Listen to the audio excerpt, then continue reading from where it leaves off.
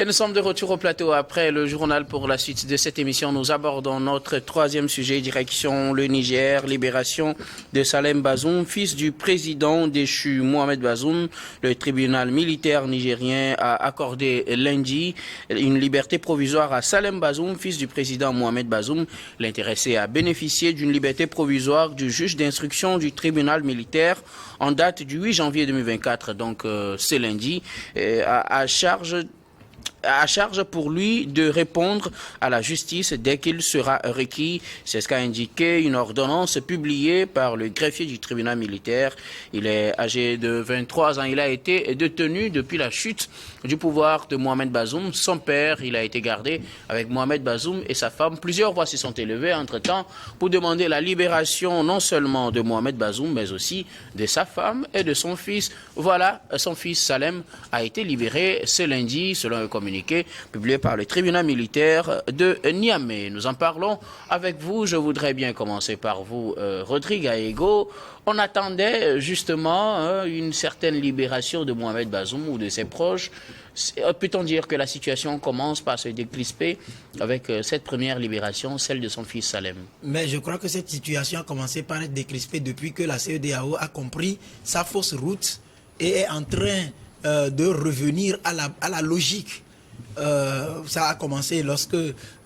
D'ailleurs, c'est une situation qui a failli s'aggraver lorsqu'au récent sommet de la CEDEAO à Abuja, c'est plutôt l'ancien Premier ministre de Mohamed Bazoum qui a été installé dans le fauteuil des autorités nigériennes. Et vous vous souvenez que c'est une situation qui a frustré les militaires et qui ont fait une sortie pour avertir. Et donc, les jours qui ont suivi, on a vu beaucoup de clins d'œil faits par la CEDEAO. Et à partir de cet instant, je pense que c'est une CEDEAO qui a commencé par adoucir la voix et ça a commencé par décrisper un tout petit peu les choses. Et c'est normal qu'un signe d'adhésion au processus donc, de reconsidération des positions qui étaient hier tranchées soit envoyé par les militaires. Parce qu'à partir du moment où la CEDEAO a essayé de mettre en place ce comité-là de 3 présidents pour pouvoir connaître de ce dossier et aller discuter avec les militaires, vous comprenez que c'est beaucoup plus une façon de dire, écoutez, maintenant, on va laisser les positions tranchées, on va essayer de discuter. Donc pour moi, c'est un premier signe envoyé par les militaires pour qui constitue une sorte de preuve de leur engagement à pouvoir aller à une sorte d'apaisement ou à la paix des braves avec la CEDEAO et voir dans quelle mesure les différentes étapes peuvent être abordées sans frustration jusqu'à parvenir, si procès il doit en avoir pour l'ancien président, que ce procès-là puisse avoir lieu. Vous avez également constaté que les jours qui ont suivi, on a fait circuler des informations relatives à la reconnaissance même ou à la démission de Mohamed Bazoum. Ce qui était une fausse information. Une fausse information, mais vous verrez que dans les jours qui vont venir, ce ne sera pas une fausse information. Parce que comment la diplomatie fonctionne?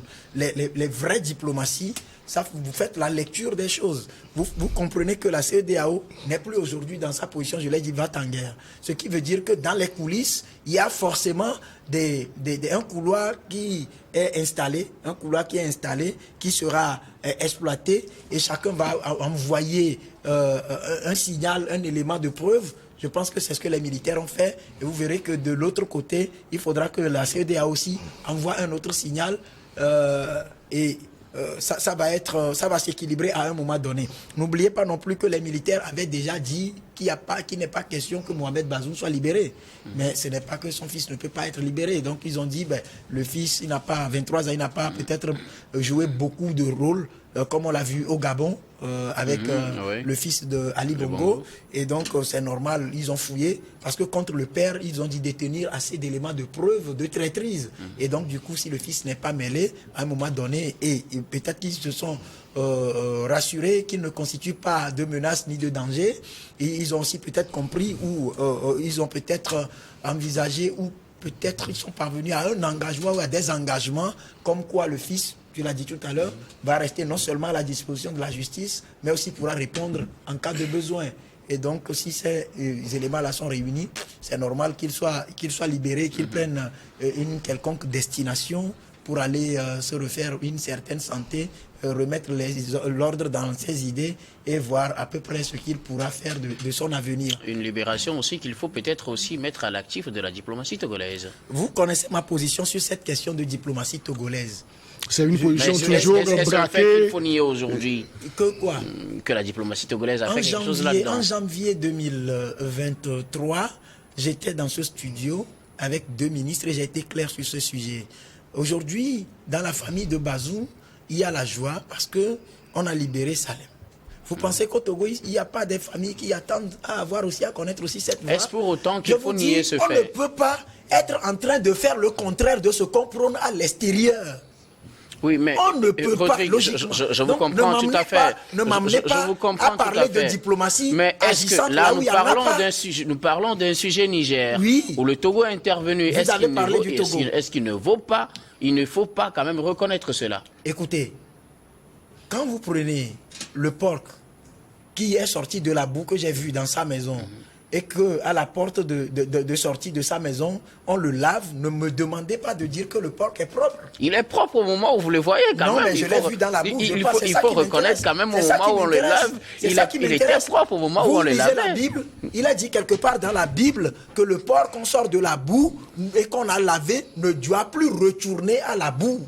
Bien vous sûr, avez lu ça? Oui, justement. Voilà, donc comprenez ma position, c'est clair. Et donc pour vous, il n'y a pas question de mentionner la diplomatie togolaise dans cette affaire. Lorsque nous serons en mesure de faire ce que nous faisons de bon à l'extérieur, lorsque nous serons en mesure de faire la même chose chez nous à la maison, mais j'en parlerai.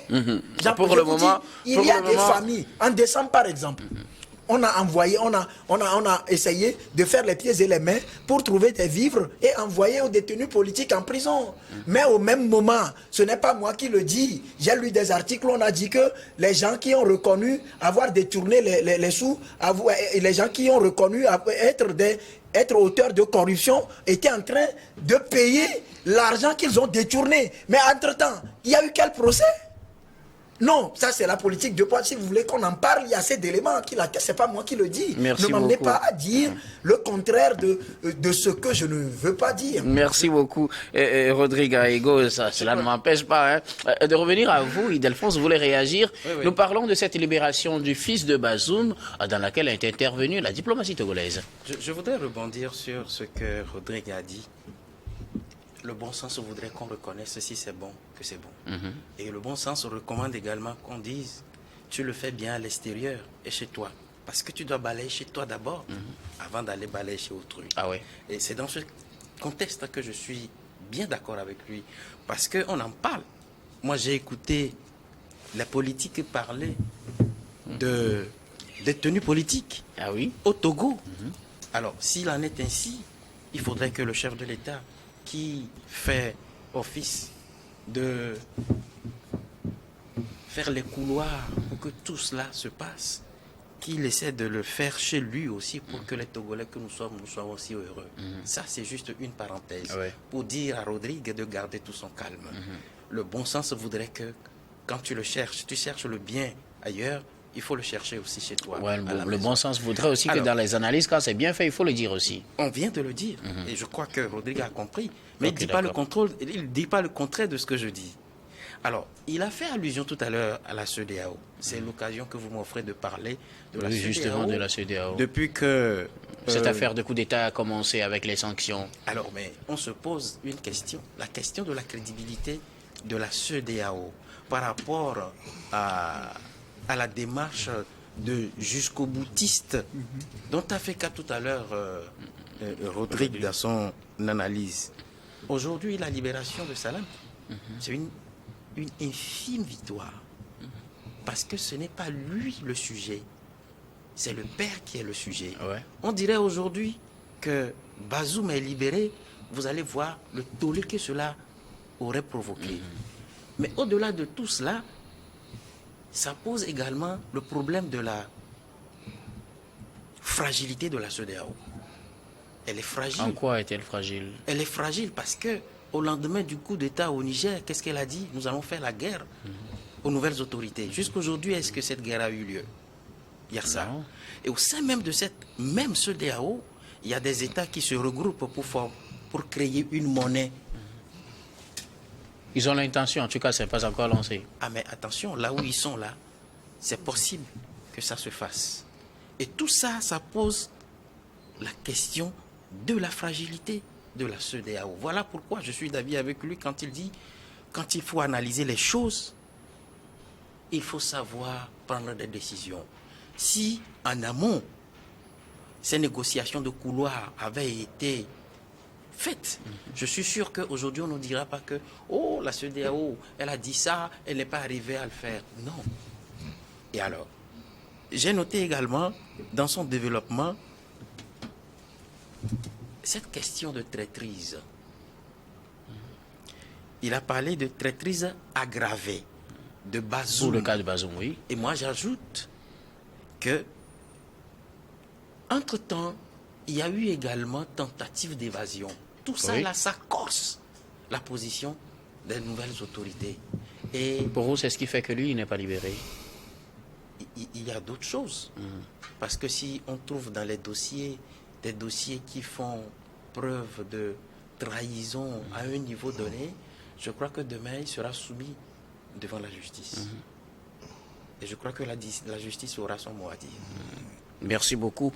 Ildefonse Sapaki, Credo Tété, le fils de Mohamed Bazoum, Salem Bazoum, a été libéré selon cette annonce faite ce 8 janvier par le tribunal militaire de Niamey. Une libération, comme je le disais et comme Rodrigue ne voudrait pas l'accepter, qu'il faut quand même aussi, dans laquelle il faut évoquer la diplomatie togolaise.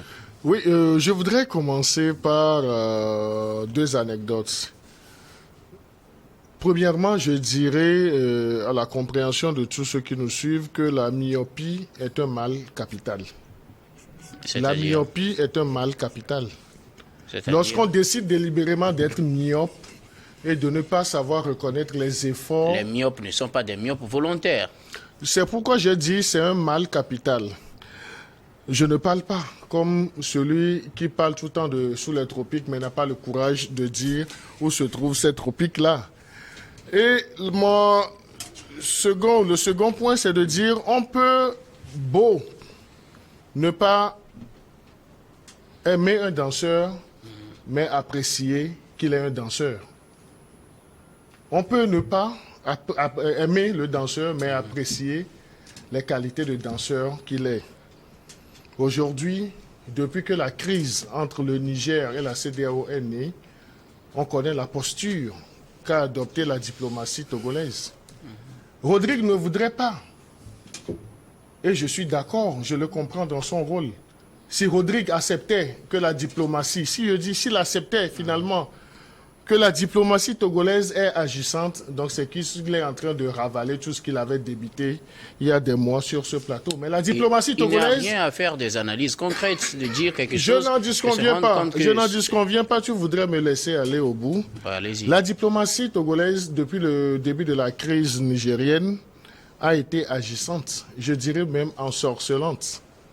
Parce que elle il ne faut pas exagérer aussi, Credo. Je n'exagère pas. Ce verbe ne sied pas parce qu'on a vu comment les positions étaient tranchées entre les nouvelles autorités du Niger et la CEDEAO. Nous étions sur ce plateau, nous avions dénoncé la posture va-t-en-guerre de la CEDEAO. Personne d'entre nous n'a été d'accord avec cette posture d'aller faire la guerre au Niger. On ne soutiendra jamais cette posture. Et nous l'avions dit, nous l'avions dénoncé sur ce plateau. Mais on a vu... Quand les autorités de la CEDEAO, qui ont aujourd'hui reconsidéré un tant soit peu leur position, avant même qu'il n'y ait ce couloir de discussion entre le Niger et les autorités de la CEDEAO, il a fallu qu'un chef d'État togolais, Faure Gnassingbé, puisse jouer le rôle de cordon ombilical. Et on a vu, c'est cela même qui avait permis à ce que l'ancien président nigérian, le général Abdou Salami, puisse conduire une délégation. La première tentative de la CEDEAO était refoulée. Ils étaient arrivés à l'aéroport, mais ils n'ont même pas pu marcher sur le tapis rouge. Ils avaient rebroussé chemin parce que les nouvelles autorités du Niger ne voudraient pas les voir. Il a fallu que Faure Gnassingbé joue de sa diplomatie pour que la première délégation, et c'est peut-être la dernière depuis ce temps-là, puisse aller rencontrer les autorités jusqu'à prendre langue avec le président Bazoum et sa famille. Donc, est-ce qu'on peut dire qu'il n'y a pas eu des efforts qui ont été faits? Donc, des efforts ont été faits. Et aujourd'hui, on parle de la libération de Salem Bazoum. La libération de Salem Bazoum. Le président togolais a encore agi. Il a agi tout comme son homologue de la Sierra Leone, parce que c'était les deux. Lors du dernier sommet de la CEDEAO, ils étaient trois. C'était les deux. Représentait le président du Nigeria, le président de la CEDEAO. C'était les deux, le Togo et la Sierra Leone. Et ce qui a abouti aujourd'hui à la libération de Salem, à une libération provisoire, disons les choses telles qu'elles sont, c'est l'efficacité de la diplomatie togolaise qui a été conjuguée avec celle de la Sierra Leone pour aboutir.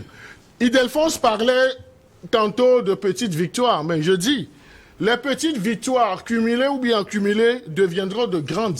Aujourd'hui, c'est une petite victoire. On aurait souhaité, ou bien certains auraient souhaité, ou bien certains auraient voulu que l'exploit soit beaucoup plus en la libération de Bazoum et qu'on ferait une autre lecture. Mais c'est déjà une première victoire et lorsqu'on va accumuler les premières... Ça, c'est un signal que les autorités du Niger envoient aussi à la CEDEAO. Maintenant, revenons à la libération de Salem. Est-ce le signe d'une décrispation de la situation de l'atmosphère entre les autorités nigériennes et le camp Bazoum? C'est ce que je disais. Donc, il fallait juste prendre la patience de m'écouter jusqu'au bout. Ce ne sont que l'expression des marches d'escalier que nous prenons. Les médiateurs, le Togo, la Sierra Leone et le président béninois Talon, qui ont été recommandés, qui ont été missionnés par la conférence des chefs d'État de la CEDEAO, ils ont posé un jalon, un pas très important. Donc c'est dire que aujourd'hui, les autorités du Niger expriment leur disponibilité à discuter de sujets assez sensibles avec la CEDEAO, ce qui n'était pas le cas quand ils avaient pris le pouvoir. Donc ça, c'est une brèche qui est aujourd'hui ouverte. Il va falloir maintenant que du côté de la CEDEAO, qu'il y ait retour de l'ascenseur, qu'on donne également les signaux du côté du Niger pour que les autorités du Niger se reconnaissent dans cette volonté de la CEDEAO. Et l'une des revendications, bien sûr, la principale, c'est que la CEDEAO arrive à lever toutes ces sanctions qui sont imposées à ce pays. Et cette libération pourra-t-elle occasionner cette levée des sanctions? Je dis ça va faire le lit, disons, à des couloirs de discussion. Ça va faciliter beaucoup plus les choses. Maintenant, être dans une posture de quelqu'un qui vit sous les tropiques, mais ne veut pas reconnaître qu'il est dans ce domaine de définition, donc il peut aller jusqu'à dire que la diplomatie togolaise n'a rien fait. La diplomatie togolaise a beaucoup travaillé et le chef de l'État togolais s'est impliqué. Et là, le 7 janvier dernier, même à la télévision nigérienne, à la télévision nationale, ils ont fait un dossier sur l'implication du Togo dans la réussite ou bien dans le soutien au peuple nigérien. Et malheureusement qu'on ne peut pas jouer ça. Je ne sais pas si vous allez jouer ça après, mais les Nigériens reconnaissent aujourd'hui les efforts du Togo.